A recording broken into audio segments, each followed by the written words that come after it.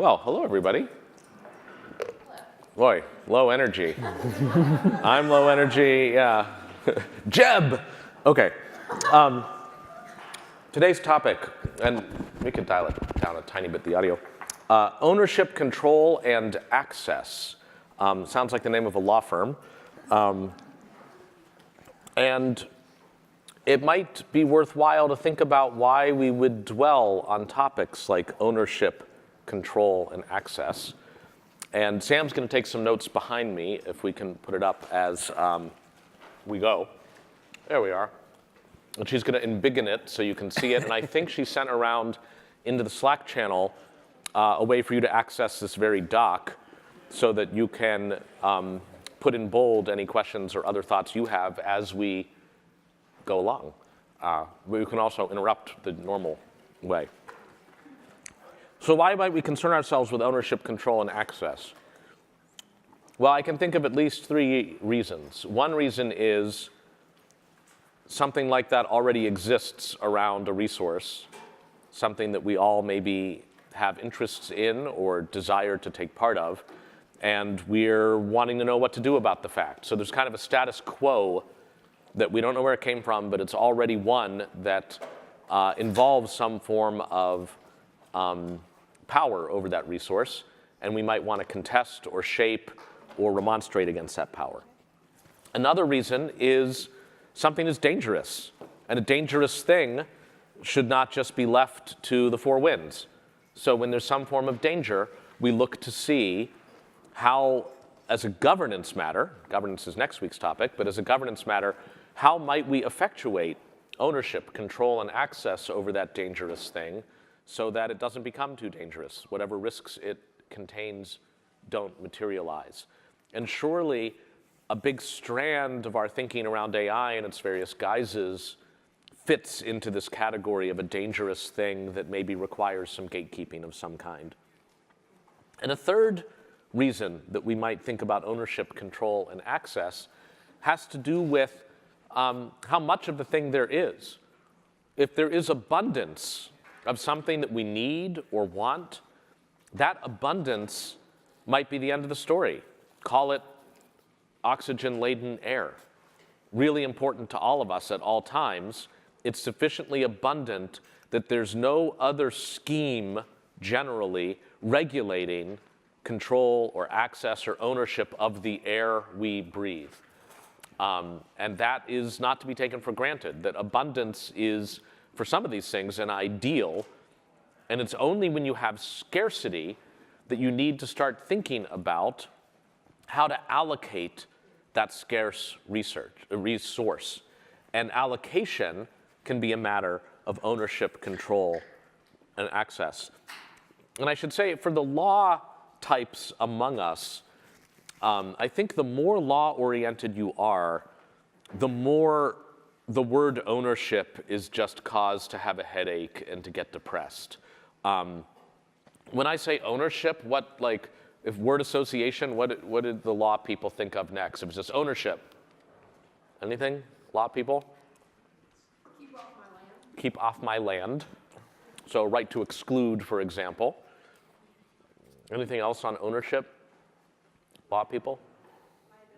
Liabilities. With great ownership comes great responsibility. Damn, I own this land.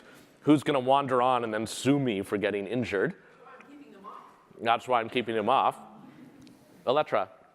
The right to prevent others from using access. Is that different from the right to exclude them? Is it more general?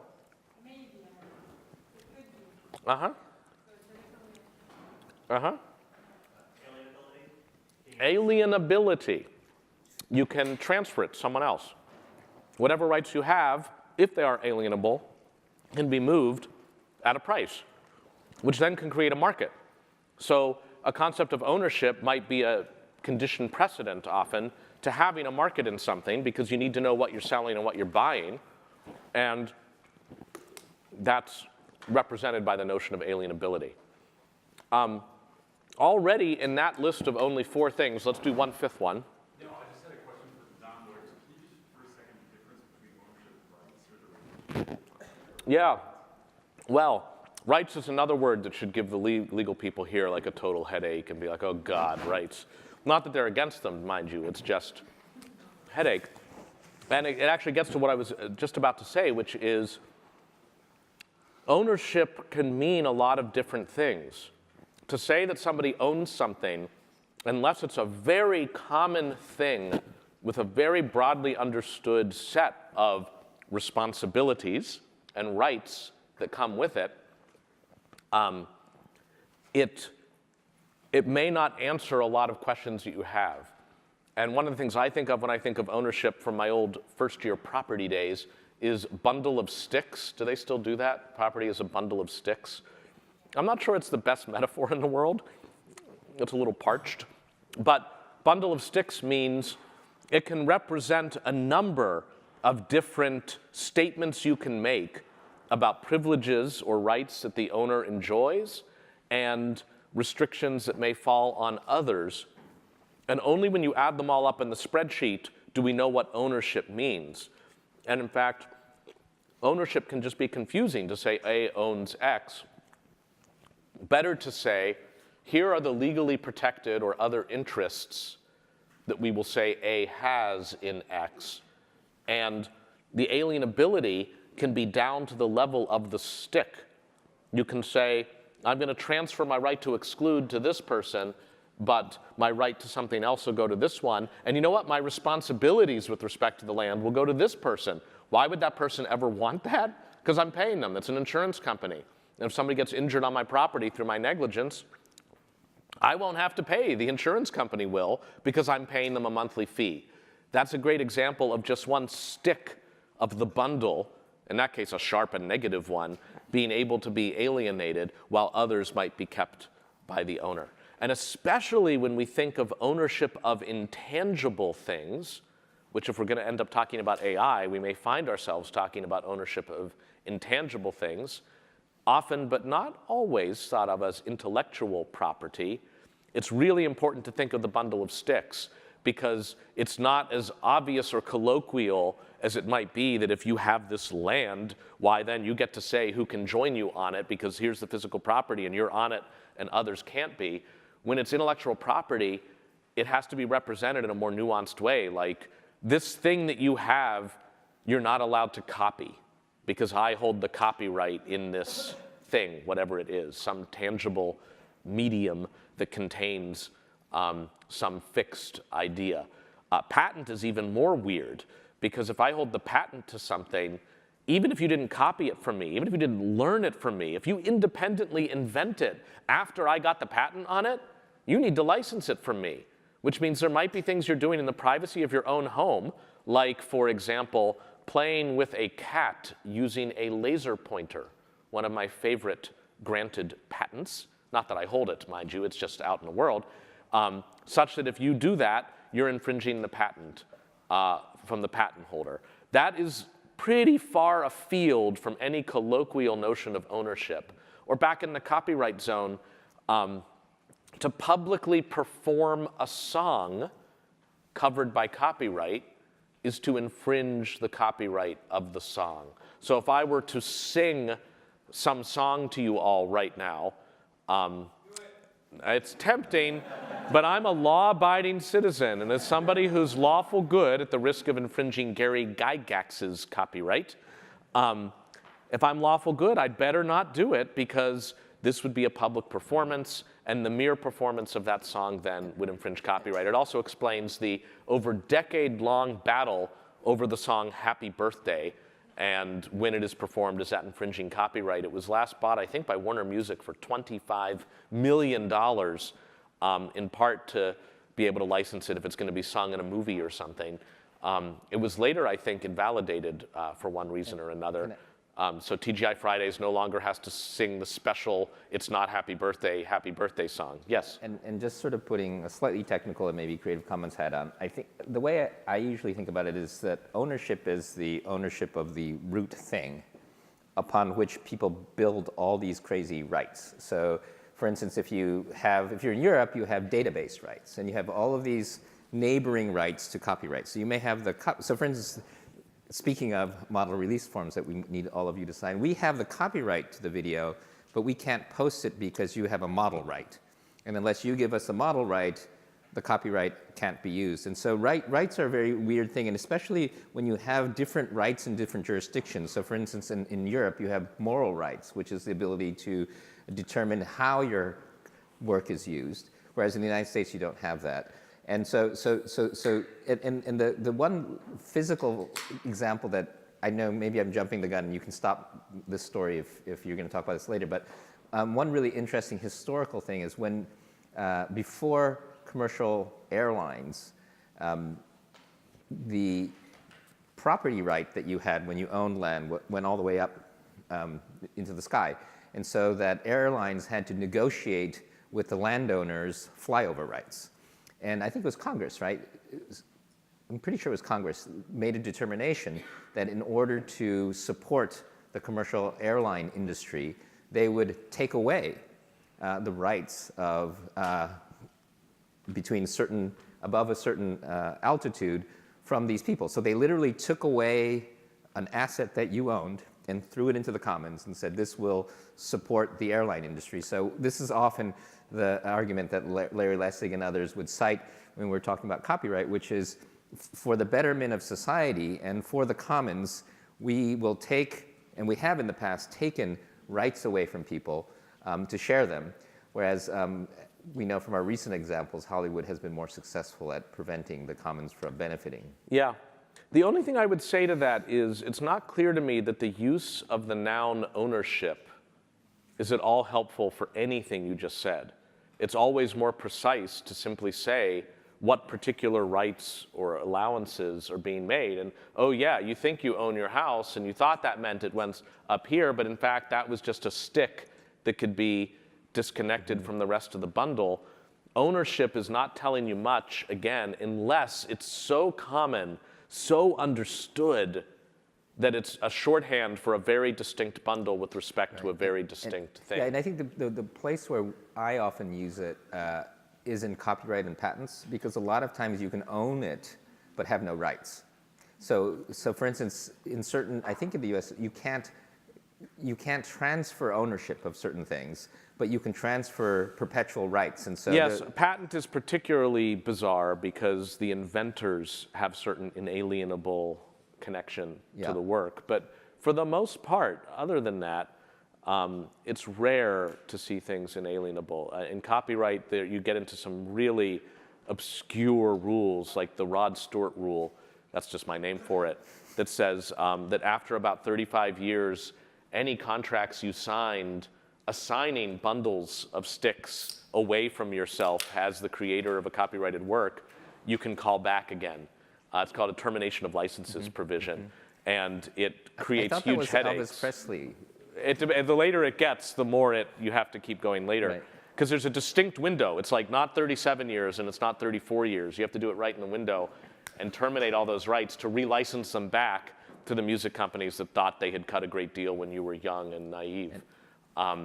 And the history of that is that there were predatory licenses that were signed by mostly unable to read contracts artists that were horrible. And I think that was just sort of it's an interesting hack. The music industry ended up getting its revenge in 1998 when Congress, at its behest, passed a law that decreed that those original works that were the subject of the contracts for which you could then terminate your license were in fact works for hire, and therefore were never the property of the writer. The writer was working for the company, and they belonged to the company at t=0. That was passed by Congress, and no member of Congress admitted to having any knowledge of the provision. And I don't think they were lying. I think it was a staffer who snuck it into the bill, and Congress just passed it. And there was such an uproar over it that Congress repealed it a little bit later. And someday, some of you will be that staffer. Or if you're really lucky, that musician. Anyway, this is a long way of saying we have predicates of status quo, of danger, or of scarcity that might make us want to think about access and control over something. And if there's a totality enough of it and becomes common enough, we can start to talk about who owns the thing. But those are the main reasons why we might concern ourselves with that. And it's always good then when we talk about allocating a scarcity, what's the thing we're allocating? Is it a particular right with respect to something, the right to exclude, the right to make a copy? Especially as we go intangible, that can be quite important.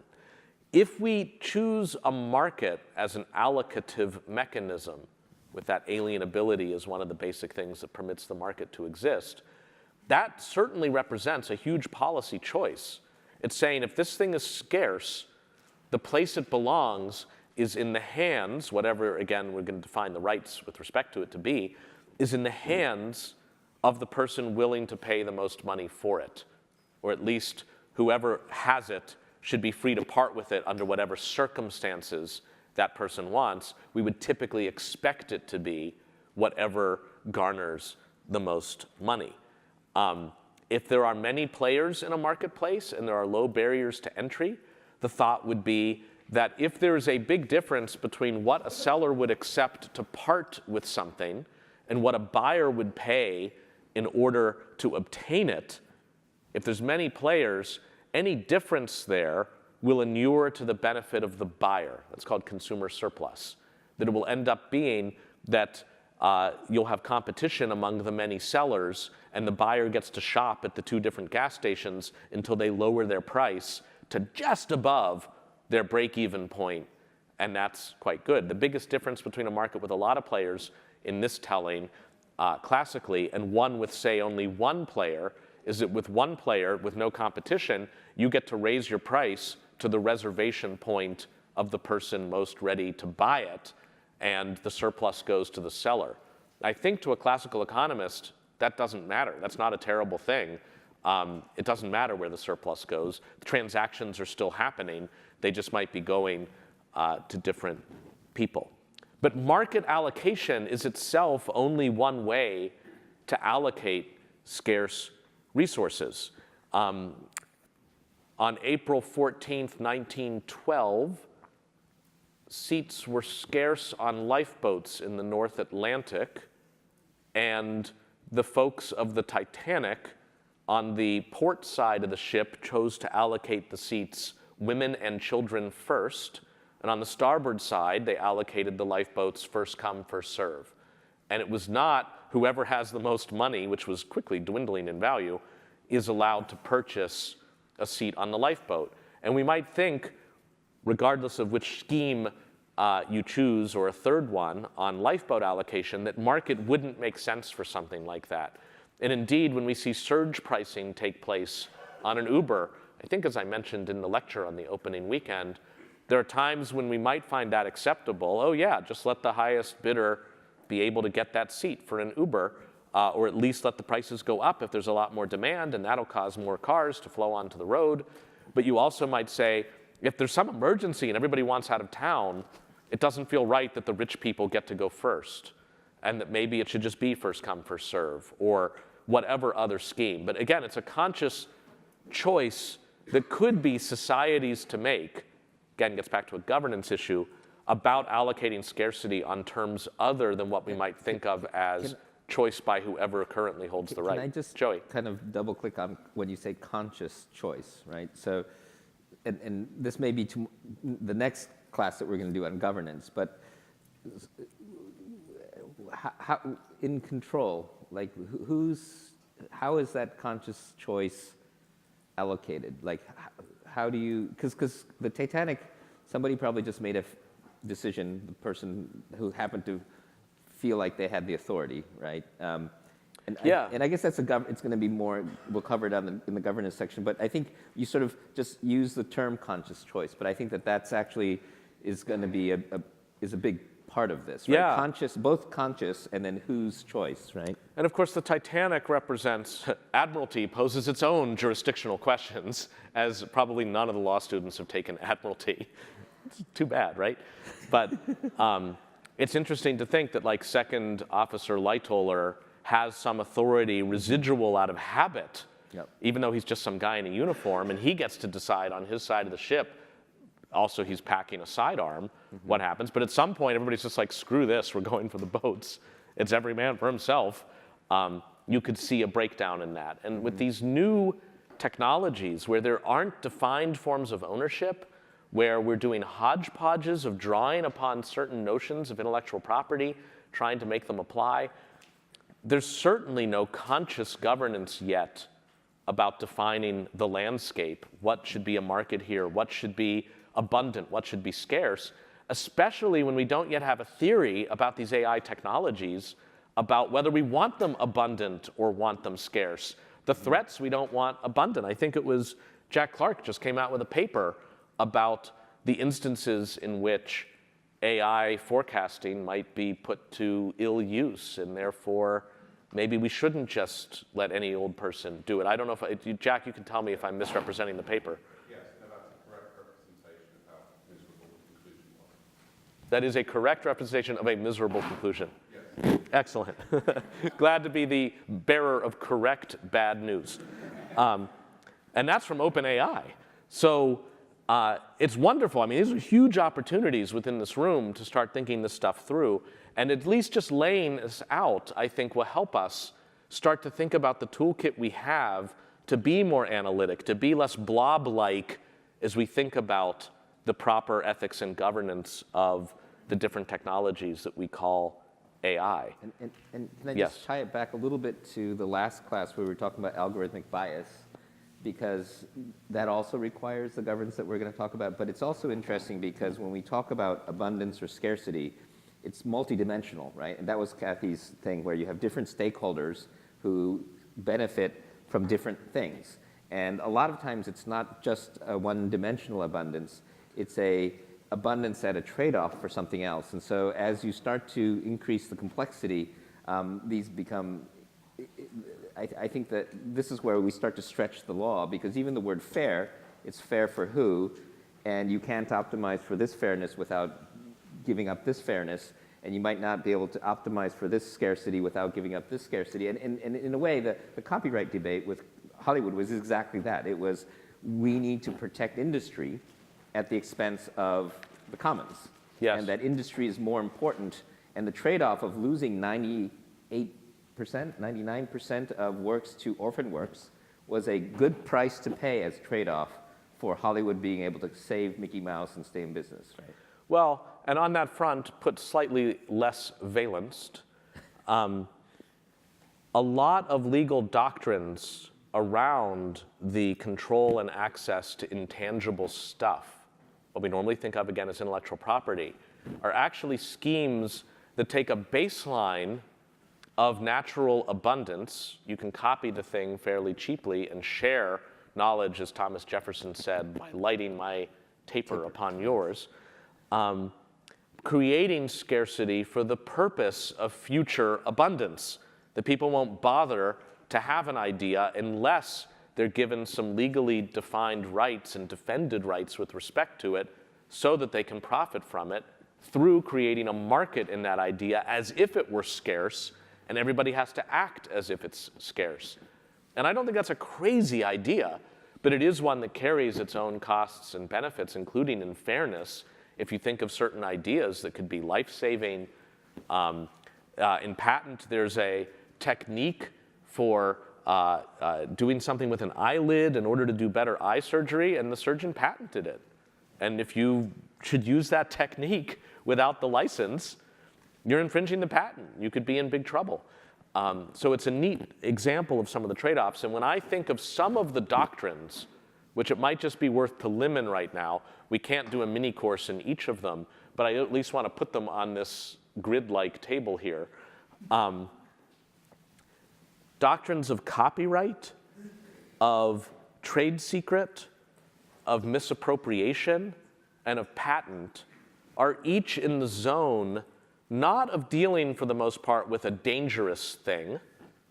It's only in the weird corners of patent where there's a little bit of review at the patent office that if something involves nuclear, the government gets to review the patent application and just decree it to be classified, and like, sorry, you lose as the patent applicant.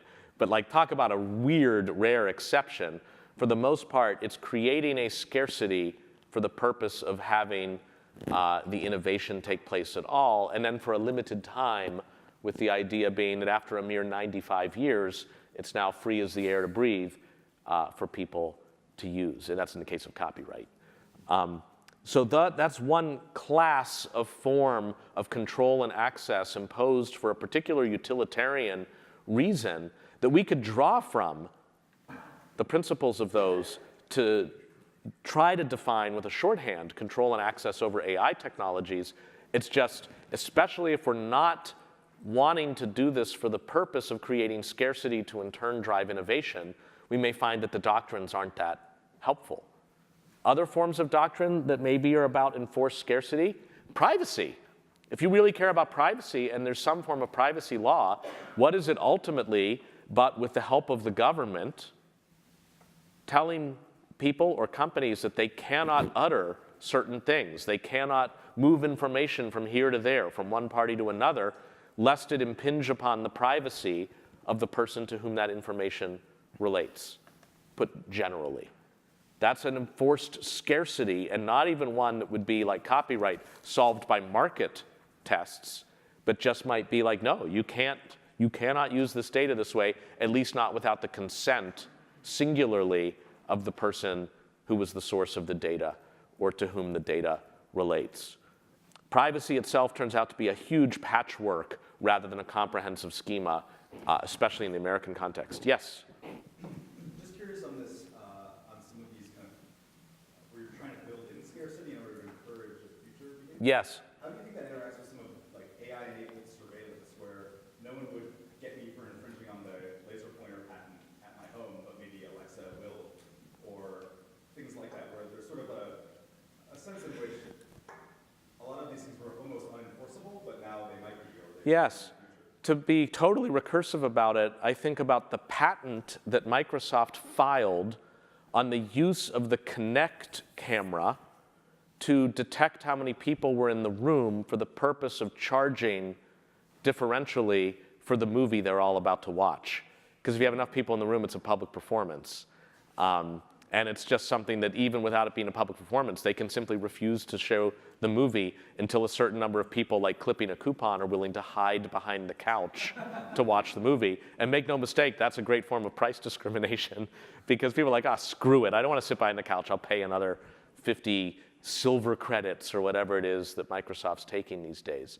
And you're right that that is affected by the technology. And really what that is a gateway to something we haven't put on our list yet. And I don't even know if it really has a great name. Digital rights management is what people sometimes think of it of, but of course that's already using the rights word.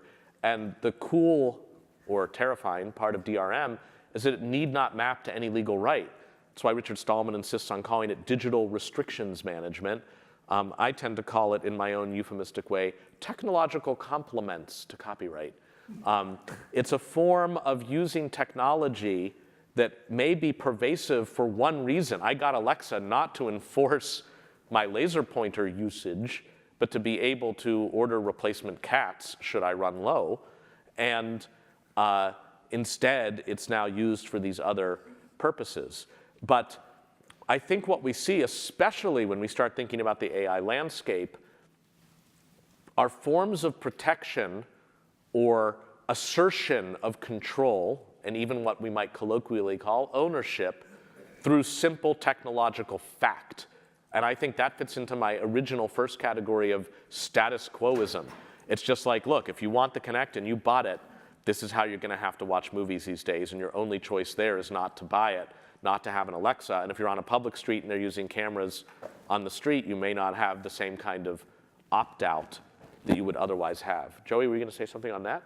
No, although I just will tie it back to a conversation we had about autonomous vehicles and the German autonomous vehicle directive. It was really interesting how clearly they called out this notion that we're not going to let it just happen and then say, well, that's just the way it is. And I think the strategy, a lot of these companies, whether it's explicitly thought through or it's just their MO, is you just kind of roll the stuff out and then you say, oh, well, we can't. Move fast and break things. Yeah, and digital rights management, I think, is a really great example of the companies that do it not trying to innovate on any better way to do it, but now through the passage of laws, they say, well, we already have this. We'll just keep doing it this way, even though it's terrible for security audits. It breaks the internet. It makes content fall apart. And so I think the interesting thing is and this ties to, I think, the lack of technical ability of the lawmakers, because they're not sophisticated enough to say and push back and say, well, could you think of a better way to do what you want to do? And I think this is partially why we have this class, is so that lawmakers can call up their cryptographic friend that they met in this class and say, hey, is what Netflix is saying, is this true? Bouncing off that, one thing I wonder is how do we get at that? How do we actually make patent office? How do we, as a community, as a society, decide on like what needs to happen in order for patents to be more reasonable? If you think that there's just this prevalence of patents that are unreasonable, especially within like the software technology space. That's What are the steps to actually get to that? Yeah, it's a huge question, and short answers include, call your member of Congress now, stop SOPA, start this other thing, that kind of just pressure representatives if you have a vision of the good, even if it conflicts with the financial interests of people enjoying it. The other thing is you can find the people thinking they're enjoying a financial interest in this space quite atypically see a sea change in their fortunes. The people who thought patents were quite good suddenly see themselves on the defending end against what they call patent trolls, and now the hunter becomes the hunted. And it's one reason why we've seen in the space some of the biggest software companies that were gung-ho on software patents, not liking them so much anymore. And there's some technological ground shifts too, whereas software becomes a service rather than a product, it may be less important who's running the code somewhere else. Running MediaWiki code not as part of Wikipedia does not, quote, compete with Wikipedia. And Wikipedia isn't even caring about who's competing with them. They have a license that says, go to town if you want, and still end up the best at wiki-oriented services. So I think we've seen sometimes changes in that. And in the United States, as judges have grown, have seniored out and newer judges have come in, you've seen some skepticism over the scope of patent for software, just even in recent years. So I wouldn't call it a brittle or an ossified. I wouldn't call it an ossified space. There really is change. It's just often patents on software is too broad, really, a category to define when we think it's helpful and when it isn't. Well, but I would point out, I think that for most of these things, you can also use the old follow the money rule. And I think the patent office still runs the narrative that patents are filed by these genius inventors in their garages, when in fact that's no longer the case. It's big companies.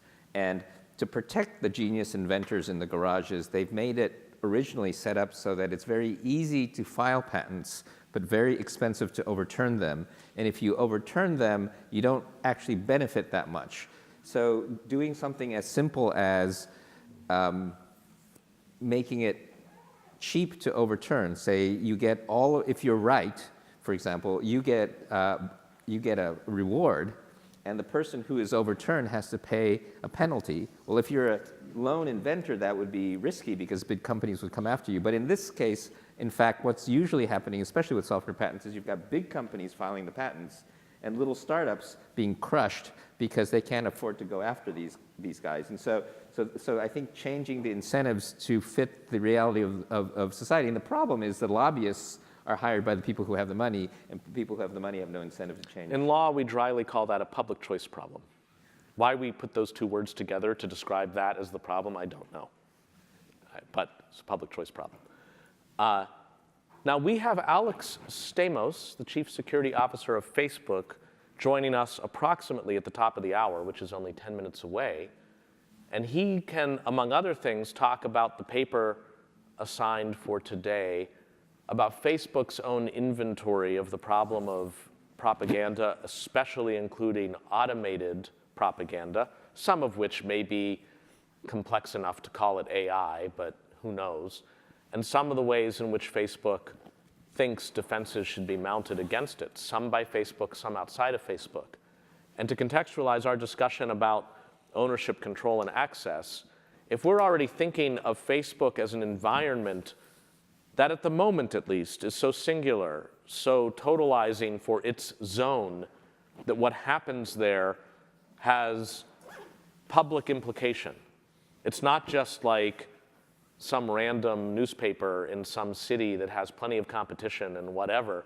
There's something about Facebook that feels singular.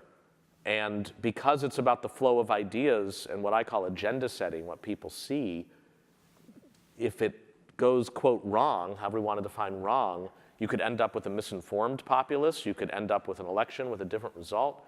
There seems to be some interest in controlling at least anything we might identify as huge misuse of the platform from outside. And some of the stuff I'll be curious about in light of our framing today is, to what extent does Alex think of Facebook's powers here as conferring responsibility that is uniquely Facebook's? Or are there other entities that he thinks ought to be taking responsibility for it? How much does it not have? Maybe there's no responsibility. It just is what it is, and Facebook, for its own market reasons, might choose to intervene. But otherwise, it's up to basically Facebook to decide. Or does he feel differently about that? It's a great example of people not yet having figured out who should own what in that field. I think we all tend to be sharing the idea that it's really important. And if you haven't heard from Alex before, he's a bit of a raconteur. But it'll be great for this group to kind of pin him down a little bit. Hallie, were you going to say something? I'm just wondering if we are going to have the opportunity in this class to talk about ownership, not only of who owns what technology, but also the material and other outputs of the technologies and who owns the rights to that. So for example, when you don't own, when individuals don't necessarily own their data anymore, or that there is, that companies are, whole companies, the entire business model is predicated on using your data that you no longer have ownership of. And so I'm wondering, in just like the broader context of the questions around ownership, are we going to talk about that?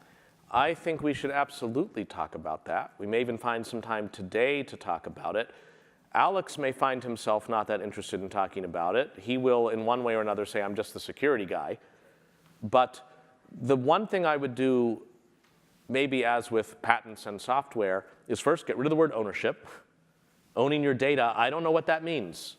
I want to know, when you say own your data, tell me the rights with respect to that, which translate to restrictions on others about what they can do with it. And I think then we want to be quite refined about what we mean. The usual model, under the rubric typically of privacy, not of intellectual property, for control of one's data, tends to be, first, we identify sensitive data versus non-sensitive data.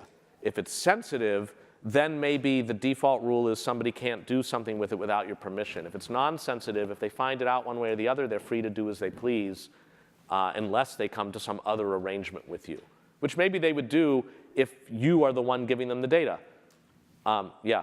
I guess it's like, given, it feels like, you've kind of said it a few times that the way that, it's so awkward. You've kind of said it a few times that currently things have evolved in this patchwork way, and it's not a schematic structure of privacy as an example. Yes. It feels like with so many of the things that we are talking about, it's like we're cobbling together the pre-existing notions of how things should happen to figure out what the solution is for something that had never existed before. And with respect to data, specifically, I think this is relevant to other subject areas, but it's almost like right now, it is the different companies who use data, your data as an individual, have figured out how to make it most expedient for them to figure out what do I have to do, what is sensitive, what is protected, what is a protected category, what is PII, personally identifiable information that we can't share. But this notion that's like coming forward in Europe, for example, leading with GDPR around actually you as it shouldn't be that I get all of your data until you tell me I can't, but more that the individual should be able to have to opt in as opposed to needing to opt out of being able to, using it for financial gain, I guess. So here's a few quick thoughts around it. I think it's actually well timed to be talking about it here because it's ownership, control, and access. First, it might help to think about what are the known unknowns and what are the unknown unknowns. And by that I mean, what are the perennial problems with privacy, to be unduly alliterative, that have haunted us from roughly 1972 and the rise of computerized mass storage and the use from 72 or so onward of data banks for keeping track of who should get consumer credit, that kind of thing. And for that, there are well-known issues that have to do with public choice issues about, it would be nice probably to protect this data, but the industry relies upon it and consumer credit is good and they're the ones who write the campaign checks. I would separate out maybe the known issues that aren't distinct to the tightly coupled, autonomous, obscure, adaptive, complex technologies that we're loosely calling AI and say, what might be different about AI in this zone? And I'll give you a quick example on that front. The normal model of privacy is we know up front typically what's sensitive and what's not sensitive. And if it's sensitive, maybe we have a different default rule about whether it can move without permission, opt-in versus opt-out. But with AI, you might be able to say even the most innocuous things turn out to track to other things. Inferences can be made that people can't do, but machines can, which makes almost any datum potentially sensitive. The worry is that now proves too much. Does everything have to grind to a halt? And what does it mean for me to opt in at t=0 when I don't even know the implications of it? It might mean that thinking about the data as sensitive or not is not the right way to do it. It must have to do with use rather than with collection. The other puzzle I've been trying to figure out, I forget if I mentioned this before, is whether the way that something like Facebook might be able to make really insightful and against my interests predictions about me, what my vulnerabilities are, when's the right minute to show me an ad for a payday loan kind of thing. Is it on the basis of a ton of superficial seeming data about me that results in a deep dive, a portfolio of me, in which case maybe traditional privacy law can help because I can decide I don't want you to do that with my data. It's my data, don't do that. If on the other hand, through its 2 billion users, it can know whether I'm in one of the 15 basic categories of humanity, and once it's put me in box number 13, it can make all sorts of insights about me, and all it needed to know was my stance on gun control, what topping I like on my pizza, and whether I use many words or few when I make an appointment to see somebody for a specific time or not, then I'm at a real disadvantage because it's other people's sharing of data that's gleaning insights against me. And how to solve that, I think, is a great example of an unknown unknown for which the normal tools that we have in privacy law don't apply at all. Yeah, Joey. Yeah, I mean, as usual, want to bump it up one layer because I do think this is actually a peculiar affliction of America, which is if it's legal and it's technically possible, it's probably okay, right? And I think the problem is, like that paper that we read about the FICO scores being used to target households, because it's not personal identifying information if you don't target an individual. Well, clearly the people who are doing it know that it goes against the spirit of the law. Clearly there is harm, but there's something about the capitalist democracy that we have in America that if you can kind of get away with it, people don't really take them to task. I mean, people write about it and people get outraged, but not a lot happens. And it's not necessarily that this is better, but if you see, for instance, in Japan, even if it's not against the law, if somebody does something kind of bad, people take them to task, and they often, and the Uber CEO thing was an example of people getting outraged. But I feel like the American tolerance for people doing bad shit to make money is pretty high. And I feel like a lot of this stuff, as we start to sort through things like privacy, there are always going to be ways to stay ahead of the law. And I think that the lawyer-based ethics system that we have, and this is why we have ethics in this name of this class, is I do think we do sometimes want to think about where is the law the appropriate tool, and where is the law always going to be so coarse that there will always be a way around it. And I think for data, because it's advancing so fast, and there's a great document, it was a Snowden leaked document about your agency, the NSA, and how they're... You mean the EFF? The EFF, yeah. How they're getting so much data that they're not storing it, they're just training a model. And that model actually isn't data. And so we're going after, okay, not metadata, but this data, that data, you can't store data, you can't. Well, what happens, what is the model that's trained against data that they don't even store? And so there's always going to be technical advances a little bit ahead of where we are, right? But let me integrate what you're saying back into the different forms of market structures, because it may be that part of what works in Japan is a cultural difference. Mm-hmm. It may be that part of what works in Japan is a difference in competition. That if there are not low barriers to entry, if there are a few staid players and we know who they are and they kind of defend their turf, it's much easier to impose upon them an expectation of extra legal ethical behavior because they won't be undercut by a startup.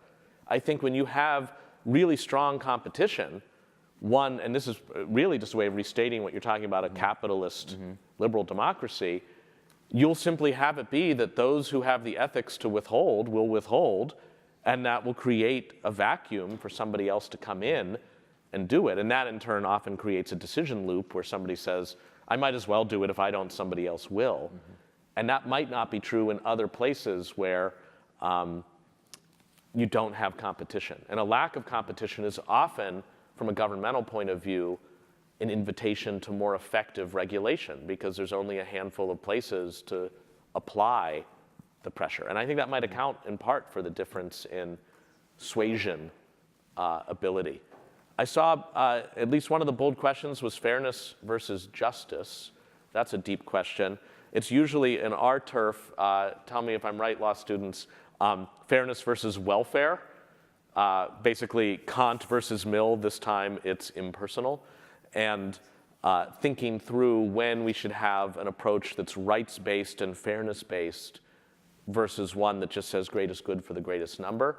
When I think of pitting fairness versus justice, I'm not sure I understand that lineup. But who asked about it might want to unpack that a little more. Yeah, Kathy. Hi, this was actually, it's been on my mind since the FAT ML conference, because the topic of fairness versus justice came up. And it was interesting for me just because I think in tech, we talk about fairness a lot, and in some cases probably mean justice as well, but fairness is the word that's used, and maybe it's because justice isn't in our vocabulary. Not that we've never heard the word, but just it's generally just not in at least computer science or engineering type. Like, we don't talk about justice as much. And there were a couple of talks at FatML that really, so there was, I guess, a famous now quote, and I'm going to butcher it, and I'm sure the law students know what it is, but it's the case where the juror was asked, like, if they shouldn't, or if they've been treated unfairly or something, and but the gist was that this guy was like, oh yeah, I've been beaten, so I feel like I've been treated unjustly, but then everyone was beaten, so I was treated fairly. And when it's told correctly, it's like funny and there's like a punchline. But this, I'm not. I love how we could just all assume it was told the right way. It was told correctly the right way the first time. But this idea of fairness versus justice and just how to have that conversation around this. And how do we? That's interesting. I normally think of justice as something associated with the state. The sovereign has the ability to dispense justice. and can do so in a way that is just or unjust, that interpersonally we talk about if we're treating each other fairly. But that might be more a colloquial notion than one that we see represented in the professional literature. I don't know if the philosophers among us, if it leaps to mind a big difference between those highly loaded, baggage-laden words. I'm looking at our resident philosopher, but yeah. Here's a philosopher here. I mean, there's a very famous conception of justice that equates justice with fairness. That's Rawls. Yes. But he has a very particular idea of what fairness involves there. You're right that often we talk about questions of fairness versus welfare. I would say that philosophers wouldn't think of justice as only having to do with the state, although they would tend to think that justice is about questions of what we do, and then an analogous question individually would be about ethics. Uh-huh.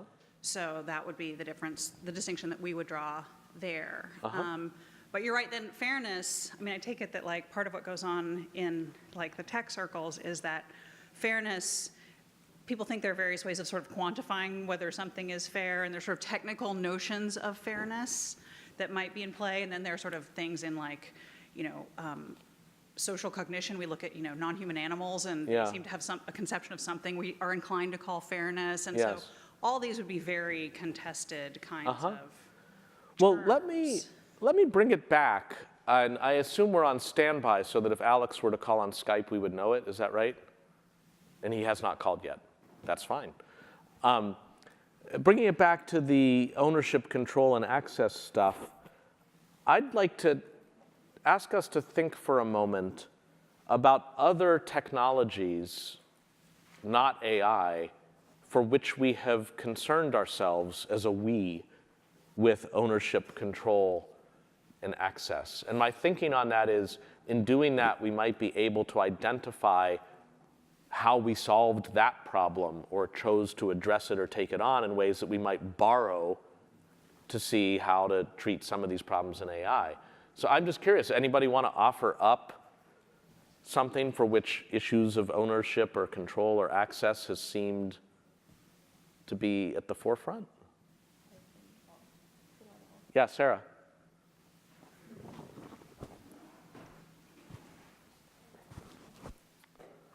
This isn't quite a technology specifically, this is going back further, but something I've been thinking about is rather than co-opting like everything having to come from one paradigm, like we own everything or we own nothing, that most of these things as they've evolved in our culture meet somewhere in the middle.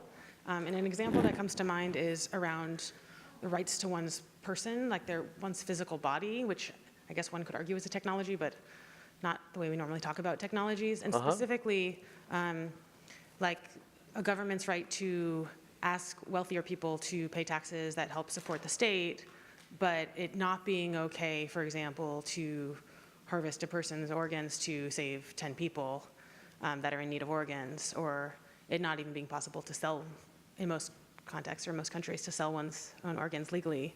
And so it feels like I don't know why this is exactly, but it feels like the barrier of the skin or the body is often sort of the barrier between ownership and, I don't know if I'm articulating this very well, but like an outside imposition of what can be done. And I feel like in AI, there might be something similar that we reach, that it's not really wholly one or wholly the other, but kind of somewhere in the middle, and I don't know where that boundary would be because it's a lot fuzzier. It certainly seems like there's a status quo of one has control over oneself, and then danger can trump it. If you are a danger to yourself or to others in some way, there feels to be license, and there are legal frameworks with which to assert control that overrules that background idea. So that fits into we start talking about ownership, control, and access about something dangerous. And then maybe about scarcity. I mean, organ donation is a classic, vitally scarce, both literally and figuratively, resource, and where it's at the paramount of wanting to respect individual decisions even after somebody dies on the one hand, and on the other hand, wanting to encourage as much as possible organ donation for utilitarian purposes. And to me, it actually connects back to the privacy stuff we're talking about, and we talk about the American paradigm versus others. The American paradigm is heavily choice-based, that the more you can just say you're giving somebody a choice, whether it's opt-in or opt-out, you're done. They express their view, and now you're just respecting their view when you take all their information because you gave them a choice at the beginning about accepting or declining. And that sounds like Alex Stamos. Good timing on, this is classic Facebook model sort of thing. And I got to say, as you may have heard me say, I find choice to be there quite thin, that there are too many things to ask us our opinions about. And often, if the choice is, do you want to get screwed over or not, don't give me the choice, just don't screw me over. And organ donation is the big exception to that in my mind, where we think reasonable people, or maybe unreasonable people, but people can disagree and we really want to respect their choice. And we don't know until we ask them how they're going to feel about it. I was actually not thinking, not even about organ donation, but Yeah. like the faults of utilitarianism where you could say, well, we could sacrifice this one person to save these 10. Yeah. And maybe Facebook's doing that too. I mean, it's really getting beyond even one's own individual rights to oneself. Well, it certainly gets into when data in bulk might be used to cure a disease, including bulk genetic data that you're sitting in 23andMe, you get very much into that utilitarian. I don't know if that's a fairness versus justice or fairness versus welfare. Probably fairness versus welfare kind of model. There's Alex. Before we turn to Alex, hi Alex. Hi, how you doing? Good to see you. Other things I'd put on the table real quick as technologies for which maybe we've worried about ownership, control, and access could include the internet itself, for which we could talk about net neutrality versus open access versus municipal broadband versus totally private networks. All of that have their application in, there's scarcity, how do we allocate it? Do we use a market? Do we use some other means? Mass media worry about concentration of it and therefore public obligations upon license holders of broadcast media, for example, to have to include a certain amount of nutritious programming amidst their junk, and knowledge itself. When do we think that knowledge is something to be metered out or something for which there's kind of a basic right? Jonathan, and Yes. this will tie a little bit to this, is in medicine there's an interesting way to think about consent versus duty of care. And I think that that's kind of your first order one, second order ones too, but I think that's the problem I see a lot of times in the American system is that you have these click-wrapped consents where people aren't informed. And in medicine, you're a little bit more strict about what consent is, and you also have very strict adherence to duty of care. And I feel like we're missing that right now in the digital world, and that maybe there's a way to learn a little bit from how we think about it in medicine and apply it to places like Facebook.